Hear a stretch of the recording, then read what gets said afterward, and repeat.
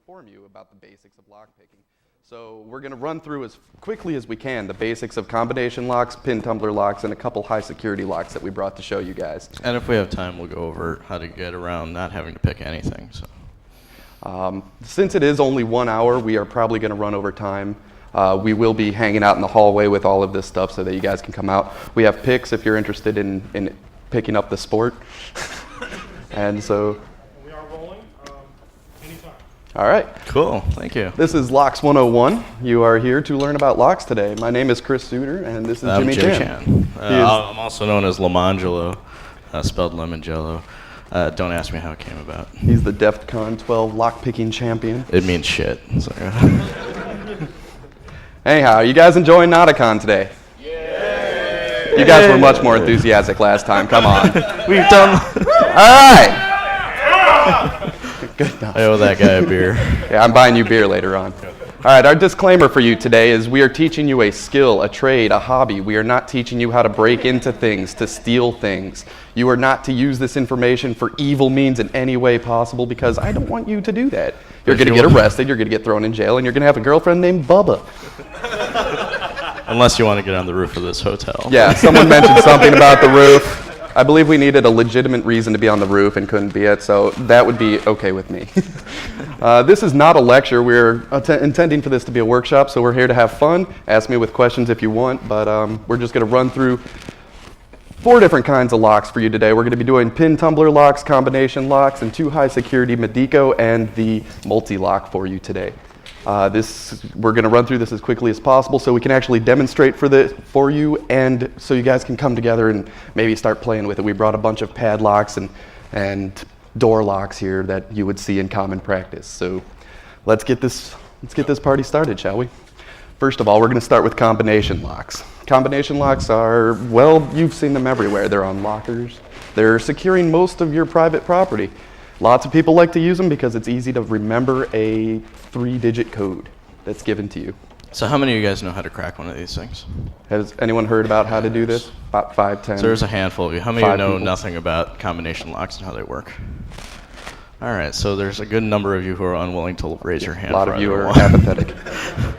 So if you take off the back of a combination lock, which I could not bring for you today, I apologize, so I got you pictures. What you'll see is a mechanism kind of like this. What happens is you have the shackle go down into the lock and you have a pin that goes into a cutout on the lock that keeps it from popping up. These discs right here have a notch rotate in them that when they are rotated into the proper position, this little bump is allowed to recess into that cutout on 3 different cylinders, which is then allowing this shackle to this pin to pop back and your shackle to open up. Now, if we take this apart further, you'll see exactly a little bit closer how this is possible. There are various pins around the edges on both sides of the combination lock.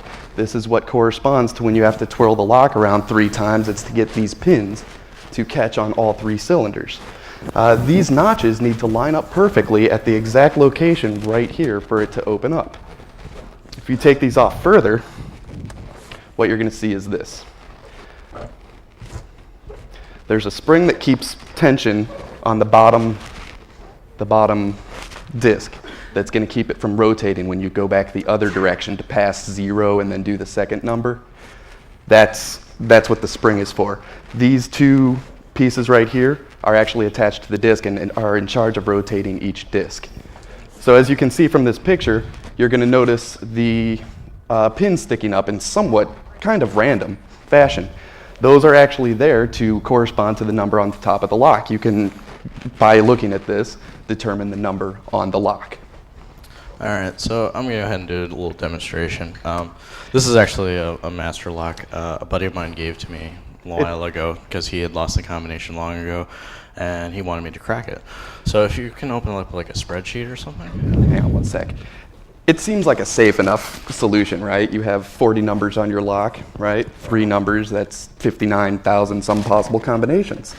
That's pretty safe, I would say. Well, it turns out not. So we need a spreadsheet of some sort. What do you need? I don't know, anything. All right, Notepad it is. Notepad works.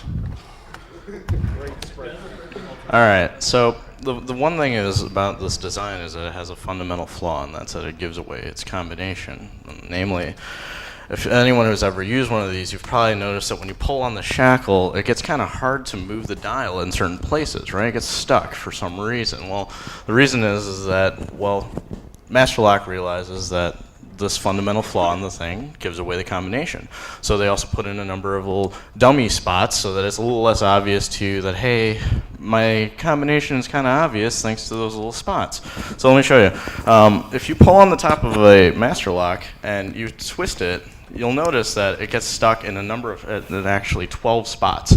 Now, 7 of those spots actually stick between two numbers. So where you see the little notches on the lock itself, you'll see that it gets stuck between them, not actually on the number. However, 5 of those spots, it gets stuck on the number itself. It gets between, here in this case, 4.5 and 5.5. So you go through the lock and you find the 5 that stick on the number.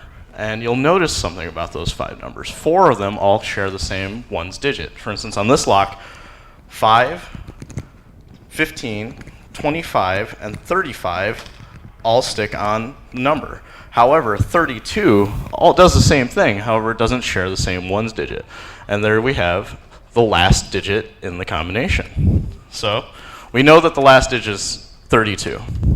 And what is this? How is this useful for us? Well, we've just reduced the key space incredibly. Why? Because the way the mechanism works is, as it turns out, the first number in the combination has the same mod 4 as the last number in the combination. Do you guys know, is everyone familiar with what the mod operator is? Okay, good. So we know that the first number has the same mod 4. So 32 mod 4 is 0, right? All right, so it evenly divides by 4. There you go. So go ahead and write out what our possible numbers are for the first number in the combination. We have 0, we have 4, we have 8, and you just keep adding 4 to it until we've reached the maximum number of, well, 39. So 12, keep going, 16. I won't bore you with it, ... right? The second number in the combination has the same mod 4 plus or minus 2. For instance, in this case, because our mod was 0, we add 2 to it, so we know that the second number in the combination is mod 2, or equal to 2, right? So that lowers our key space even further. So we have 32 mod 4 equal, or no, x mod 4. I got a monkey typing on this. All right, so we reduce the key space basically down to a few numbers: 2, 6, 10, keep adding 4, there you go, 14, ... right? Well, what you do is you just keep trying these combinations. There's a total of 100 combinations. I know that sounds like a lot, but compared to the 59,000 some possible combinations you could be trying out, well, we've reduced it so significantly. You can do this in your spare time, or you can do it when no one's watching. Not that you should, but hey, come on. So coincidentally, when I tried this lock, what do you think the first combination was that I tried? 0, 2, 32. Guess what the combination on this lock is? 0, 2, 32. 0, 2, 32. It's the first one. We were amazed. It's never happened. It's always been the last one for me. Crap. So Yeah, that's how your basic combination lock works, and this is why you should probably not fool around with them, just because they're a waste of your time. So we took the key space from 60,000 possible combinations down to under 100, and just by playing with it for a few minutes. And that 100 assumes that you have to go through all of them, and usually you'll probably go about half through, and you're fine. Don't waste your money on these folks. Seriously. All right. And that's also assuming you don't shim the lock, so I'll get into that later, probably. All right. Anyhow, the next thing we're going to talk about is pin tumbler locks for you. These are the most common locks you're going to see anywhere. These are the simple key locks. You put a key in them, they open. That's all you know, that's all you care about. Originally patented by the Yale Corporation. All right, so this is if you're looking straight on at the keyhole of the lock, this is what you'll see. And this part right here is kind of covered from you. You'll see the keyhole where you put in the key right here, but you don't see this up here. What we have is a key pin where the key actually touches the pin, and it's wedged at the bottom so that the ridges of the key will push it up and it'll fall into place. Above it, we have something called the driver pin. What the driver pin is responsible for doing is getting in the way of the tumbler from turning. All right, when you're trying to turn the lock and it won't open, that's because these pins are crossing the shear line right here, and it's not going to go anywhere. We have a spring up at the top that's responsible for pushing that down, so you can't just turn it over and open it up. That'd be a little trivial. So they put in a spring with a reasonable amount of tension on it that works. Anyone who has ever put the wrong key inside of a lock knows one little fundamental flaw, and it's the reason why lockpicking works in the first place, is that when you put that key inside the lock, you'll notice that the tumbler actually turns just a little bit. Not enough to open, obviously, but it just turns a little bit. And the fact that it does that is the reason that this whole concept works out. So let's assume that we have this one-pin lock, right? If you wanted to open this, how would you manage to turn this portion? Well, you'd have to push this up so that this little line here matches up right there so that the rest of the mechanism can turn with this sucker still stuck inside of it. However, if you pushed it too far up, this thing would get stuck here and it would jam the lock. This is the reason why the wrong key for the wrong lock will oftentimes not work, is because the wrong key pushes it up too high or not high enough. So you have to have that perfect balance of getting it to go up. So how does this apply to lockpicking? In your normal lock, you're not going to just have one pin. You could just put a little toothpick, screwdriver, anything in there and just push up on it until it opens. Normal locks have anywhere between 4 and 6, maybe even more pins in them. 6 pins are reasonably complicated and harder to get into. Depending on who makes them. Yes, but you'll notice that what happens with this binding mechanism is that all you have to do is wait until the pin pops up over the top of the shear line and it clicks over, and then you're done. I mean, it's pretty trivial. It's a matter of rotational physics. Well, then the lock companies decided to come up with a little technique called driver pin, or mushroom pins, spool pins, and serrated driver pins. The idea is that if you're not entirely accurate about pushing the entire pin up, these pins get caught a lot easier than a cylindrical pin. So you have this variety, you have the spool pin variety, you have the serrated variety, serrated probably being the hardest one.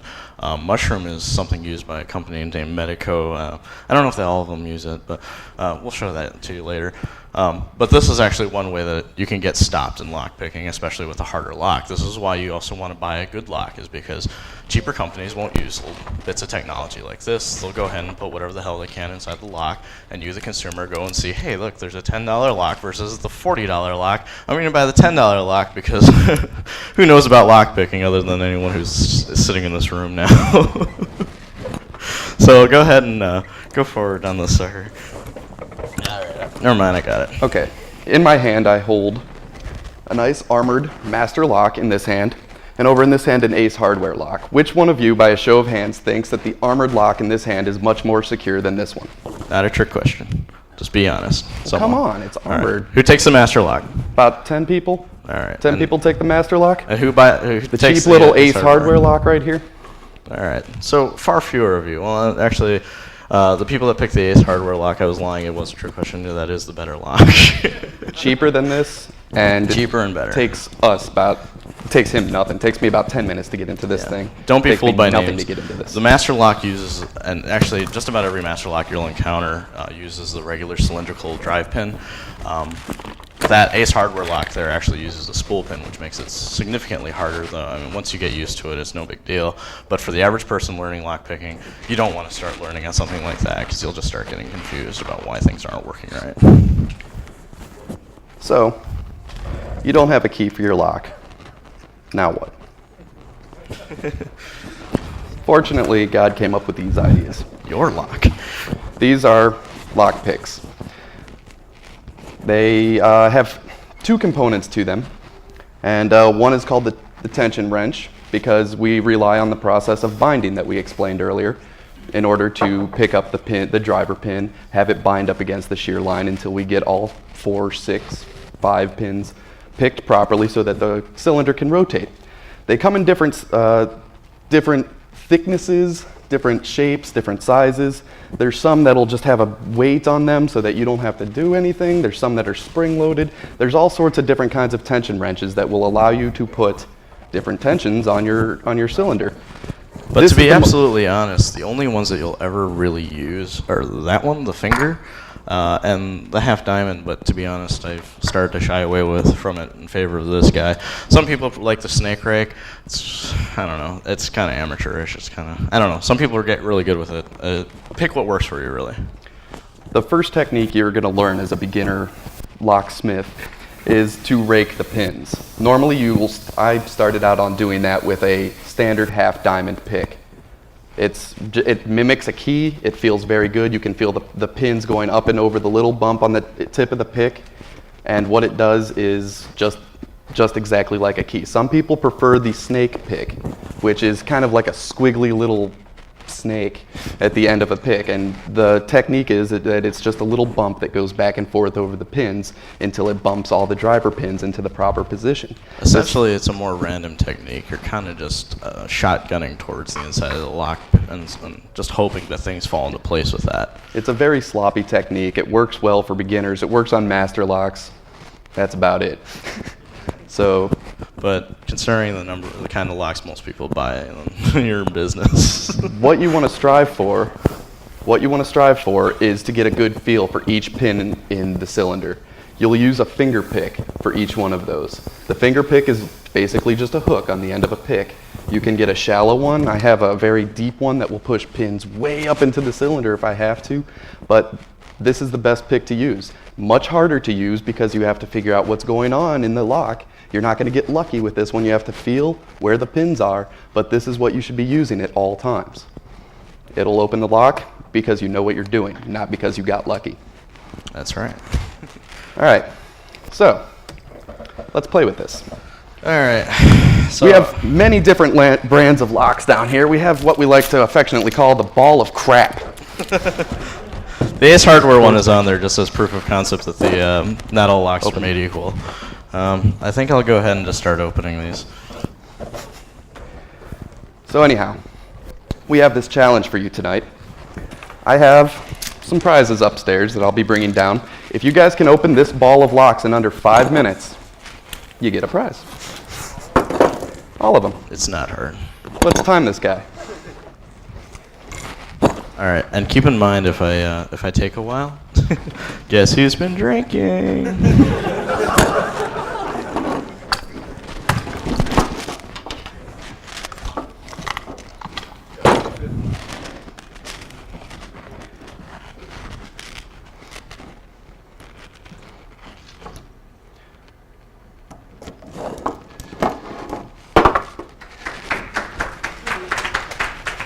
He's not done It's not yet. that impressive. What brand of locks do you recommend? What brand of locks do I recommend? Well, if you got some hardcore cash, right here is the best lock you can buy for your money. I will get into this later. However, this brand is called Medico. No, the multi-lock is better. Yeah, if you want to spend $400 on a lock, be my guest. But I would recommend that.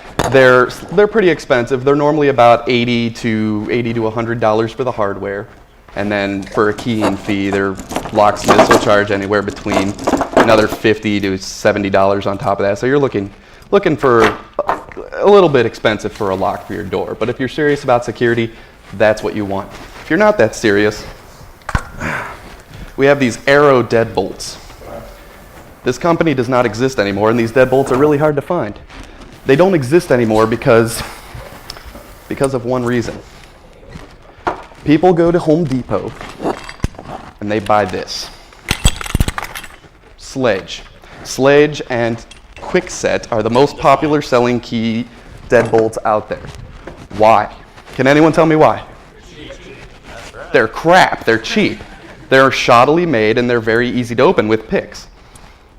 So people say, whatever, I'm just going to put that on my door, and that's what happens. So Arrow makes a very well-machined deadbolt, and it costs a little bit more, but people go, Arrow, Quickset, this one's cheaper, it's shiny, that's the same thing, shiny.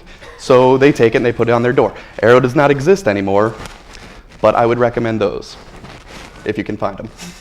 We managed to find a couple. I mean, we have a couple sitting up here right now. There's that one we have mounted. We have this one down here. Yes, it's in a US lock box, but it's really an arrow.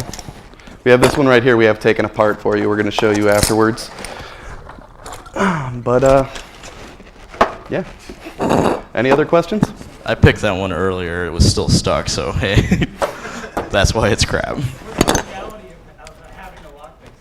Very, very good question. I will get into that later. So just hold on that for a second. Anything else? What was the other one you recommended? I'm sorry, which? The other kind of lock you recommended is like $400. $400. The multi-lock, it's an Israeli-made multi-lock and uses unbelievably insane kind of things to, like, just blows my mind. It's impossible to pick these things with standard picks. So I'll explain those later in my talk, but it's called like 2.5 minutes, I don't know. Fantastic. All right, so anyone briefs that, really not that impressive, trust me. Because right, no, so no, you win something, I'll figure out You what. just guarded your tool shed with a dozen master locks, and it took him 5 minutes to get in. Good job. Money well spent.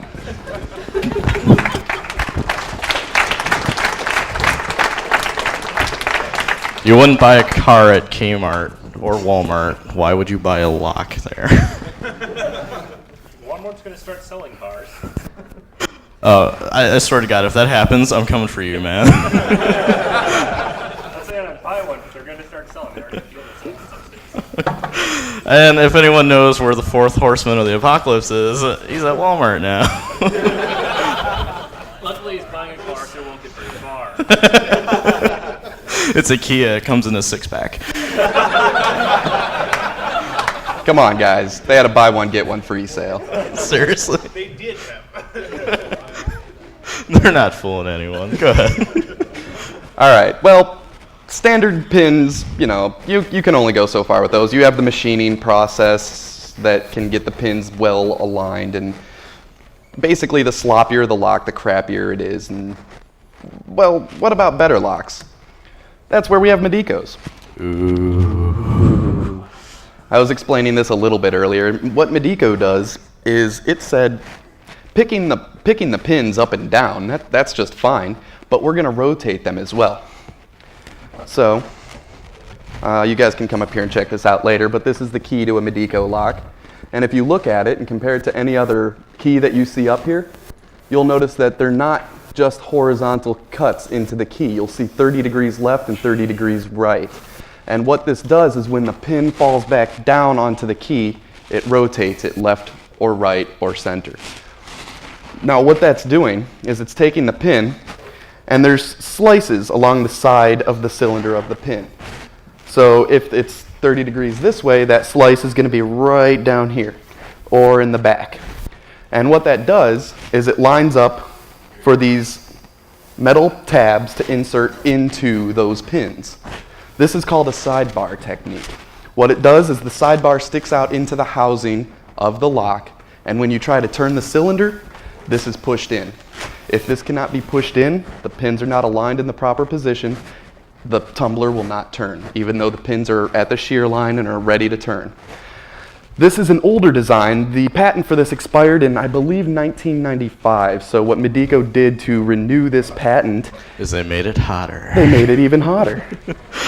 So we have 2 dimensions of picking here. You have to put in a pick. I will actually show you afterwards how to make a pick to rotate the pins around. But what they did to renew the patent, they said, well, we have up and down and we have rotational involved. Well, let's put in fore and aft into the position. So the key now has a cutout that tilts the pin backward or forward to get the top of the pin, top of the pick, the key pin to align with the shear line. If it's facing too far forward, it's sticking above the shear line and it's going to bind. So they said, well, that's not good enough. In my head, the Medico engineers look like the Bug and Family Guy that just goes, good.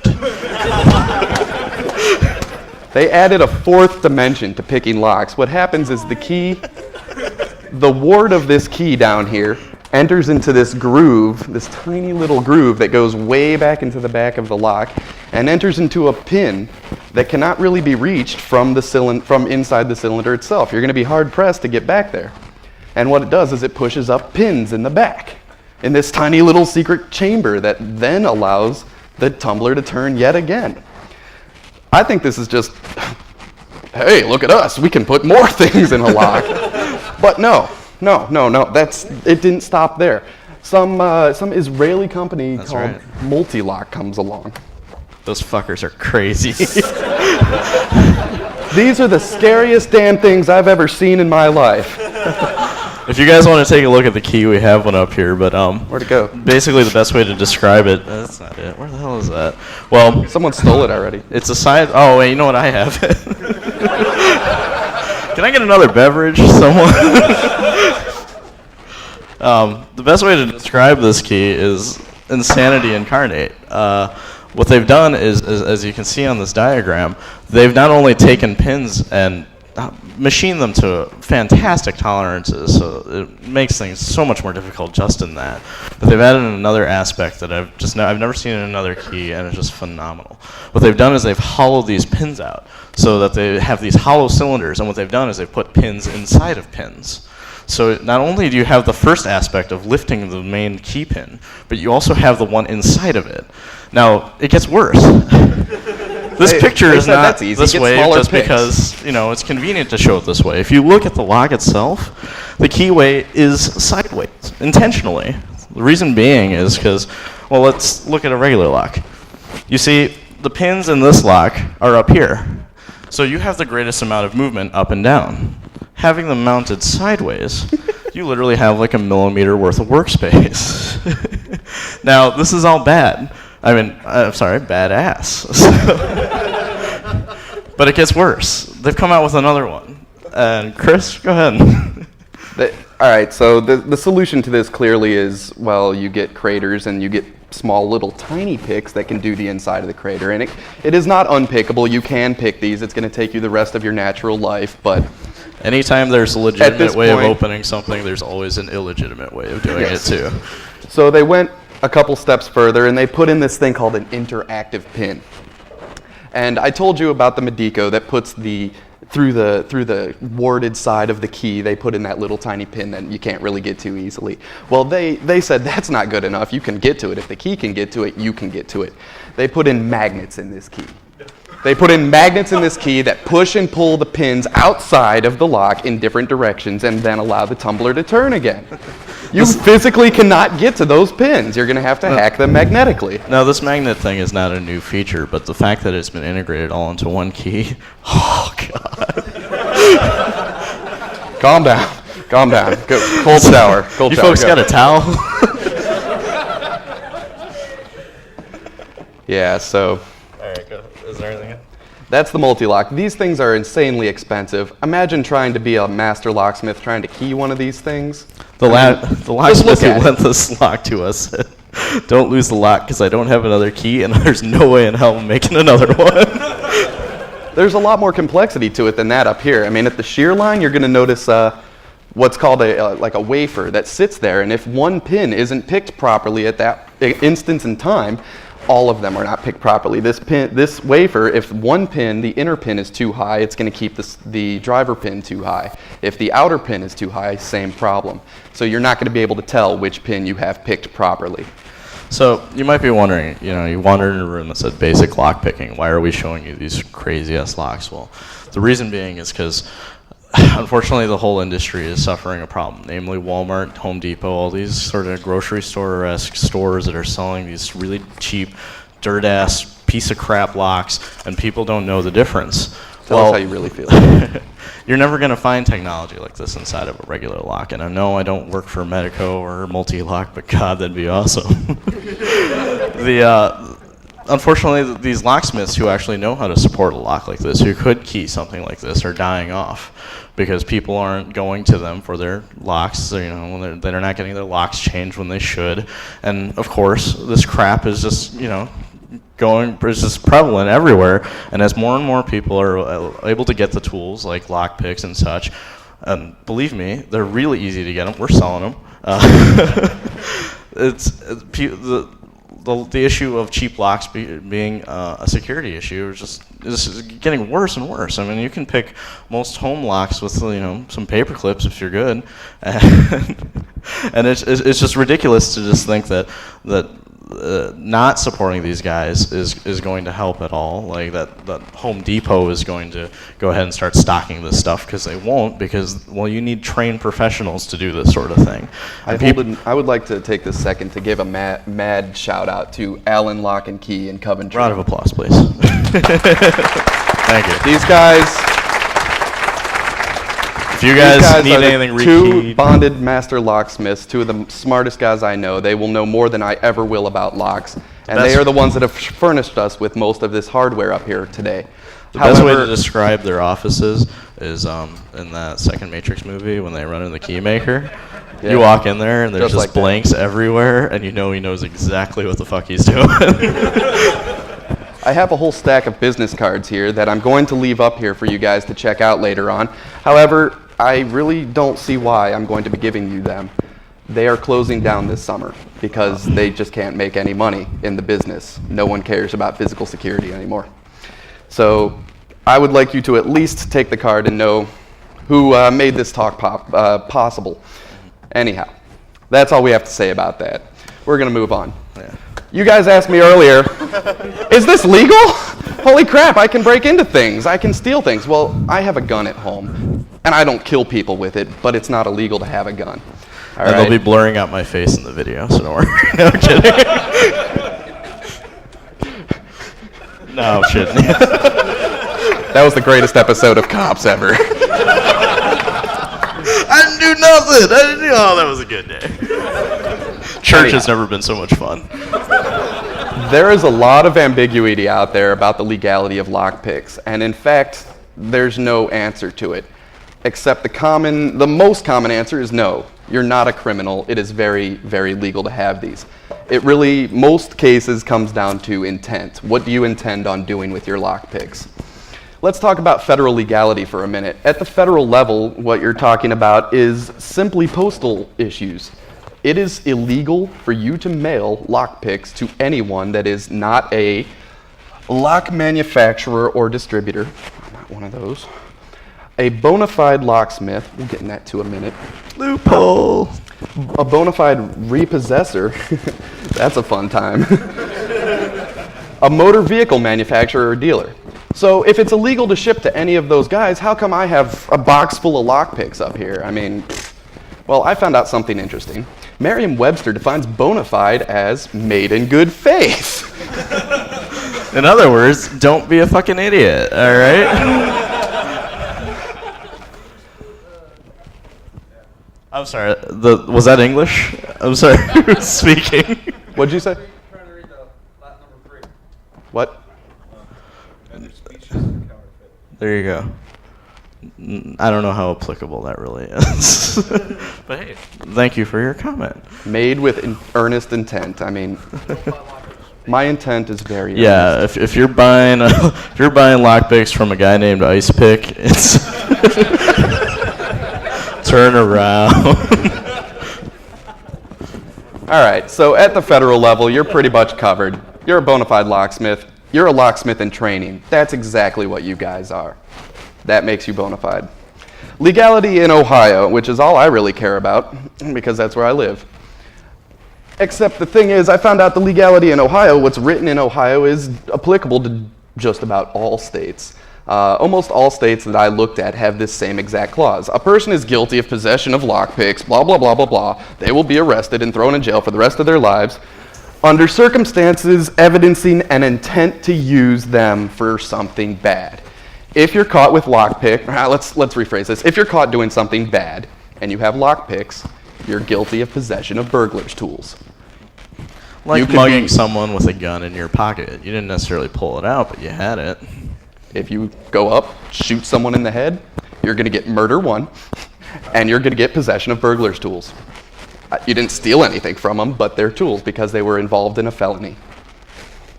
That's the way it is, and that's what makes it legal in just about all states. Uh-oh, Virginia. Uh-oh. Virginia and various other states decided to add this clause. The possession of such burglarious tools, implements, or outfits by any person other than a licensed dealer shall be I can't even say this. Prima Facie? Is that facie. anyone pre-law? Okay, That guy. The Latin talk is after this. All right. It's evidence of your intent to commit burglary, robbery, or larceny.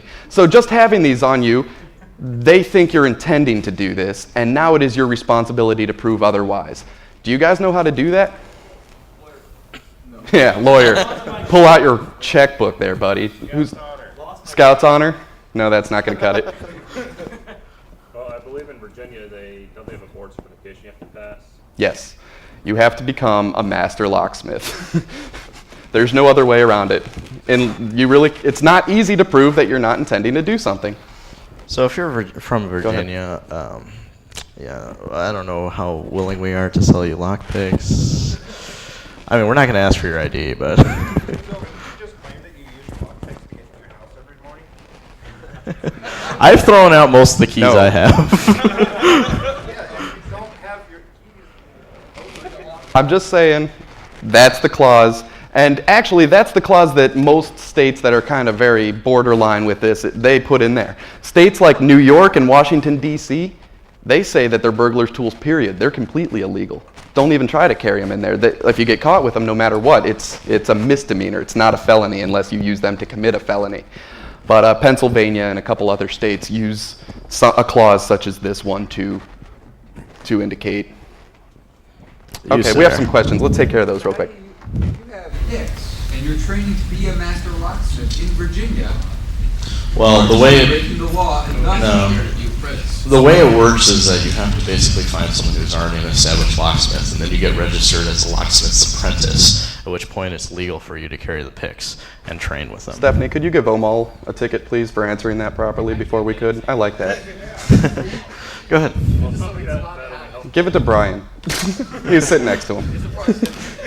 Anyhow, when you buy these picks, if you want to purchase picks from me today, check your state laws, because I really don't want you coming up to me going, dude, I got thrown in jail. I'm like, no kidding. I told you about that. Fucking idiot. All right, go ahead. Go ahead, Sam. Another thing to keep in mind with becoming a certified locksmith is if you go to foleyvalsall.com, their correspondence course, which teaches locksmithing, and that can be sometimes handy if you pass that course, have that degree, and other such things. That's fine. So it's a bit like becoming an internet priest. You can marry Yeah. someone even though, God, That's you know you're not exactly- certified I to do was it. thinking the same thing. The course also includes they send you tools, and like you actually get a cheap-ass key cutting machine, which is handy. All right, Nick Farr, who has a posse.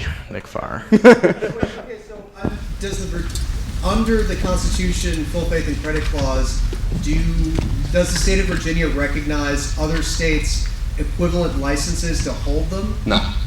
Why No, not? they do not. If If you're a licensed locksmith from a state that does, if you're a licensed locksmith in Ohio and you go to Virginia, that is recognized. However, it's legal to carry lockpicks in Ohio, but not in Virginia. That's a different issue. Licenses, things like that, those full faith and credit will cover those. However, I cannot carry a concealed weapon in Virginia, but I can here. They're not going to reciprocate that.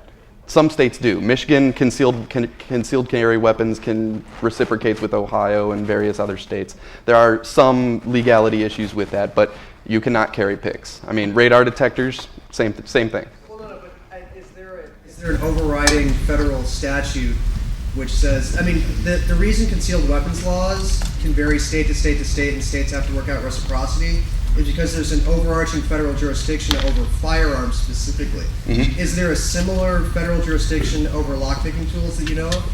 This is the only federal anything I was able to find about lockpicking, locksmithing tools, burglars tools, anything along that line. It's left up to the states. So it's kind of ambiguous.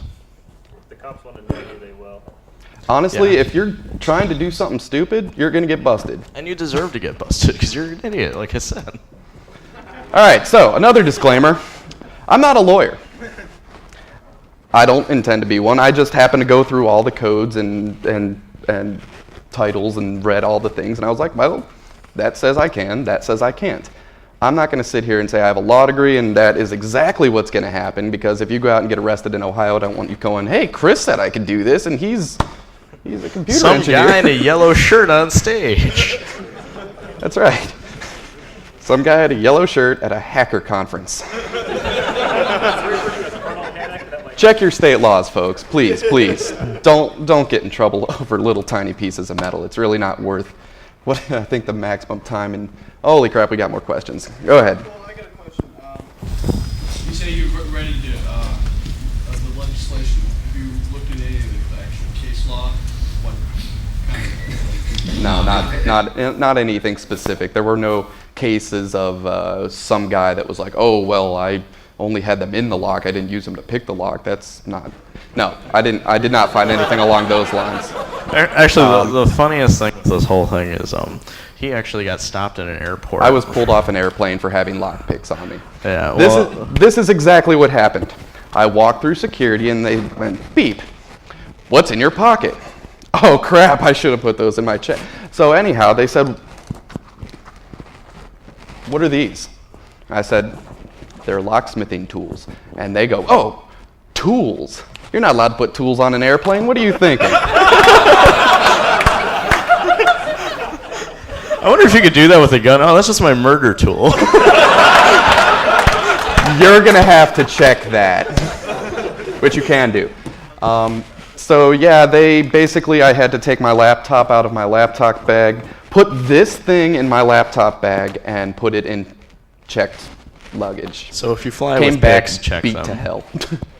Go ahead. There's a magazine called Locksmith's Ledger. Yes. You send them X number of dollars, they send you a really awesome plaque that says you're bonded for X number of $1,000. But if you're willing to send them some photographs, they'll enamel them and put them in plastic. and Dude, I stuff. totally get this email every day. I could be a PhD tomorrow if I wanted to. Does it say super awesome on the degree? Because, dude, Don't Get listen to one that now. man. Right, you just check the little box. Don't listen to him.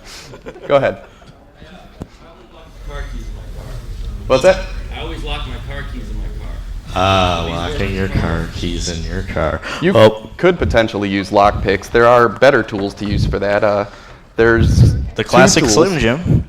Jim, could you please demonstrate? Yeah, if you have an American car, this is generally easier to use on them, but not to say that this doesn't work on most, or on some foreign cars as well, but these are called auto jigglers. Basically, they're generic car keys. They're slightly thinner. They're about the same shape as most car keys.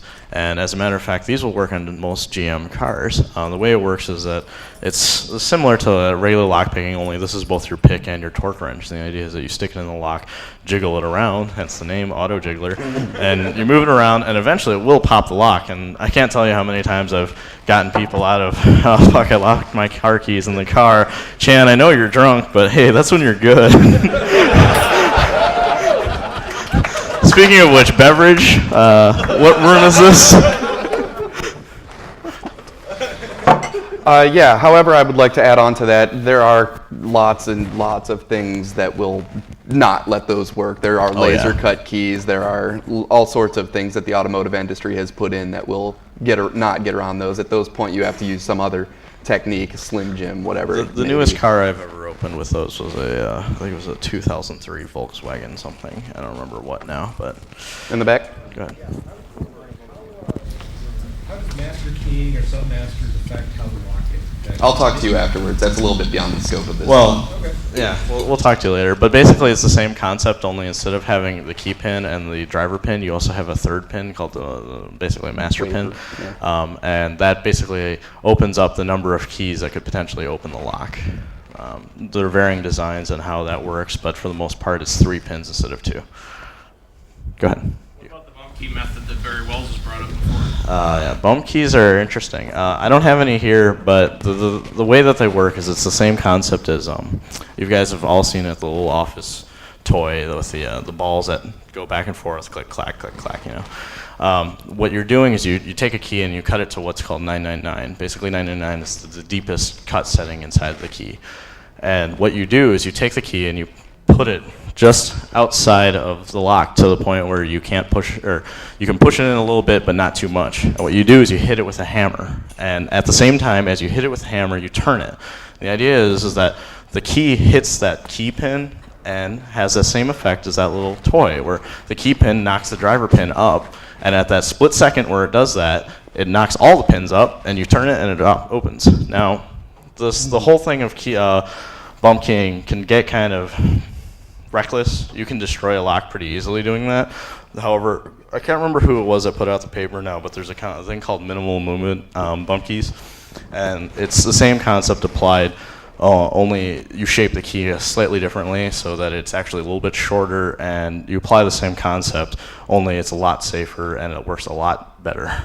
If you are familiar with pick guns, they do the same thing. Basically, they just shock the bottom pins as hard as they can, and it pops the driver pins up long enough for you to turn it over. I've seen vibrators open up locks like that too. We don't mean industrial vibrators. We mean, hey, what are you going into that store for? What's that brown bag you got? That guy. What, you were behind me in line? All right. Again, something that occurred after Myself, church. you have a question. Oh, wait, no, this guy. Oh, sorry. Myself will get to you. He's a good dude. Ooh. Go ahead. Some banks, like they have like somebody come up and put like one key, opens the part of the lock, and then you come in and open the other back. Right. How do those work? Well, it's basically just two locks. Whether or not they have to be turned at the same time, and that's, you get into nuclear shit like that. But basically, it's one system just secured with two locks. The idea is that no one person has a means of opening the box. But yeah, that's just how it works. Sometimes, what the fuck? Sometimes the keys vary in style. Like one might be a wafer, or not wafer, a warded lock, and the other one will be a standard pin tumbler. But it depends on your bank. They have some good locks in there, so I mean, you would probably trust their safety deposit boxes for the most part, unless someone has a crowbar. So. Well, yeah, and I'm sure that's the case. But I mean, I've run into at least one that was. Yeah. Well, yeah. But I mean, I have run into at least one case where a buddy of mine actually had a safe, same sort of keyway, same sort of dual key setup, and I actually managed to break a pick in it. Well, primarily because it was so rusted. Apparently, it had been sitting outside the back of some business for so long, and I was like, hey, I wonder what the hell they dropped in this thing. So, whatever. Are you aware of anyone using variable stiffness springs? Say not the same spring on every pin. I'm not aware of anyone doing it, but out of curiosity, I did it to myself. If you look, and I don't mean you myself, I mean myself. We can't even get through a talk without that joke. Christ. Yeah, seriously. Change your name. No, I'm kidding. God bless it. This Ace hardware lock was something I did that to. I took out all the pins, I took out all the springs, and I actually cut the springs to varying lengths so that they offered varying resistance. And let me tell you, this sucker can be a bitch to open. The regular key won't actually open this. You have unless the pins are being pulled down by gravity. Otherwise, if you try to put it in there upside down, the thing just won't budge. So yeah, I could see that, but the reason that a lot of companies don't do stuff like that is because you got to remember that you don't want to make things hard for the legitimate user. You don't want to make a lock so that why won't this open? Oh, I bought a crappy lock, it's not opening. What?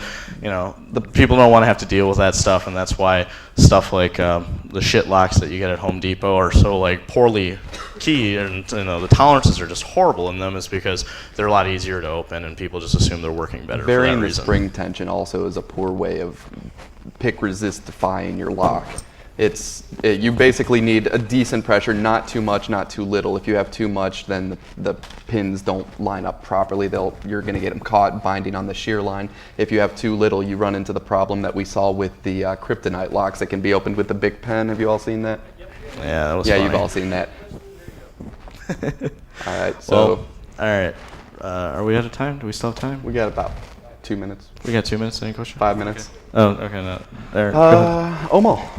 I got a comment and a question. Comment and a question. Go for it. Things being flooded with, the market being flooded with shitty locks. With permission, I've had to pick a cash register and expensive Dell server, both of which are miserable enough locks, I can get them open. Mm-hmm. To serve. Yep. How expensive are the crazy magnetic locks? Ooh. You're talking big pimping. The Are you talking the fully magnetic ones or the multi-locks? The multi-lock. Oh, the multi-locks are. Well, it's basically the multi-lock, fully magnetic the whole way through. There's a few attacks that can challenge those, but we won't get into that here. The multi-lock is a very expensive lock. I mean, it's made by a small Israeli company, and it will cost upwards of $300 to $400 per lock to put that in. I haven't seen the pricing on the newer ones, but I'd imagine they're huge. You, like I said, the locksmith in Coventry said not to lose that key because you can't make a new one, or he doesn't want to, one or the other. Find someone that wants you to do probably would have to do the same thing you do with like laser cut keys from whatever car companies. You probably have to special order them. This is the first time I've ever actually gotten to hold one of these, and so I don't really have experience with it. Yeah, it's right there. If you want to. One on the far left. We trust you. Rest you fuckers. That guy. Black shirt. One more question. I've done a little research on it myself, and I came across a new type of lock, and I can't remember if it's called CyberLink or VidLock or something like that. But the basic premise is that it's got 3 connectors, and then you mate the other key on top of it, and then it passes some sort of an encryption, to another chip on the other side, which then allows you to snap to open it. That sounds really cool. No, I've actually never heard of that, but as cool as that is, you got to remember that with any sort of key system, it's just a layer in a series of security systems. You don't want to invest in a $500 lock and then put in some single pane piece of crap glass in your window, because as I always tell people, it's a million times easier to throw a brick than pick a lock. We don't tell that to you here, by the way. What's that? Comment on the CyberLock keys. The one thing most physical security companies don't know anything about logical security. So their idea of encryption is at best probably ROT 13. Yeah. Honestly, it wouldn't surprise me. Yeah, the new keys that they're actually coming out with are Bluetooth enabled, which allows you to update them from your cell phone. Oh, thank God. Oh, you made me laugh. Thanks.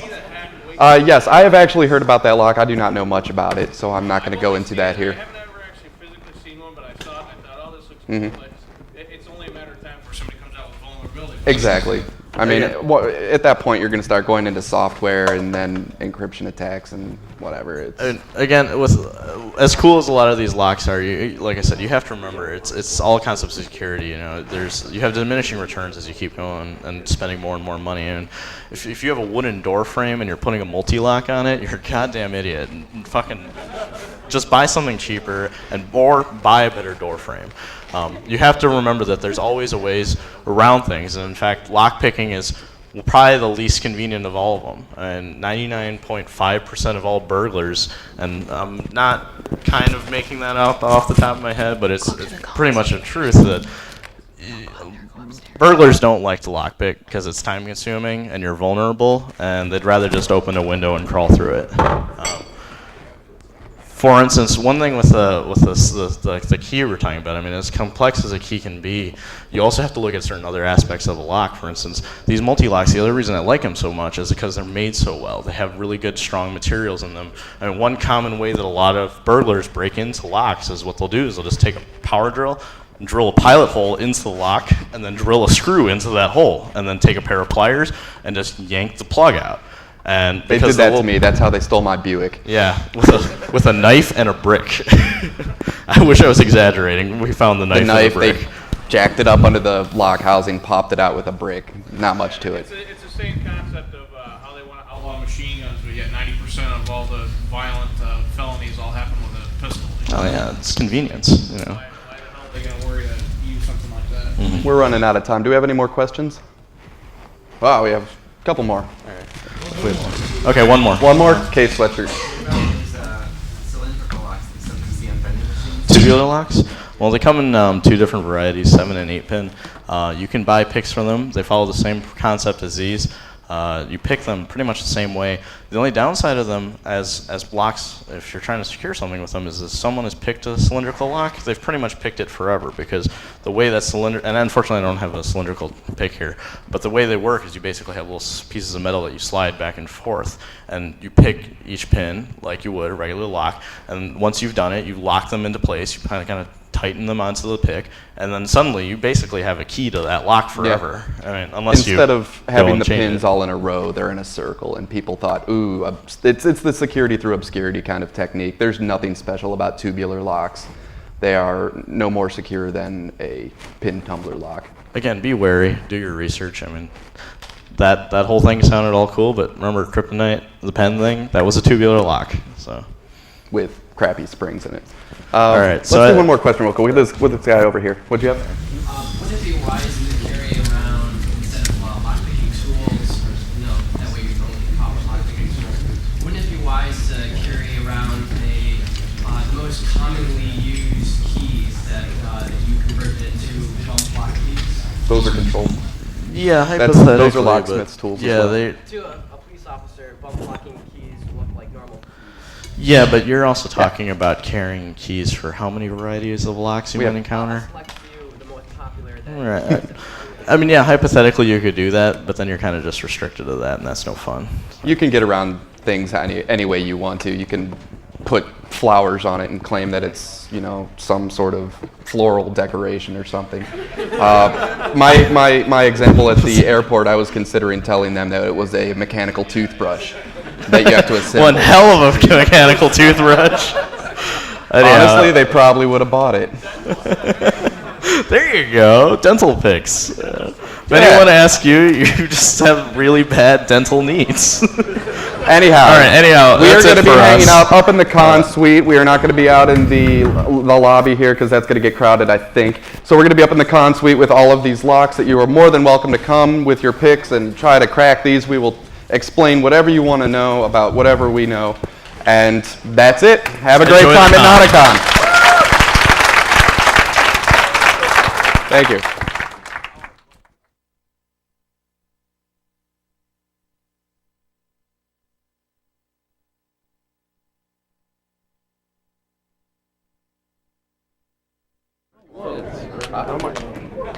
Not the magnet, but Like I have four pins pick sets here. It has one wrench and 4 picks in it with a book. I'm selling those for like $20. These right here is 14, I think, a pick set. Comes with pick grips, and it's do you know where it would go? Nothing fantastic. They're starter sets, So that one's $40.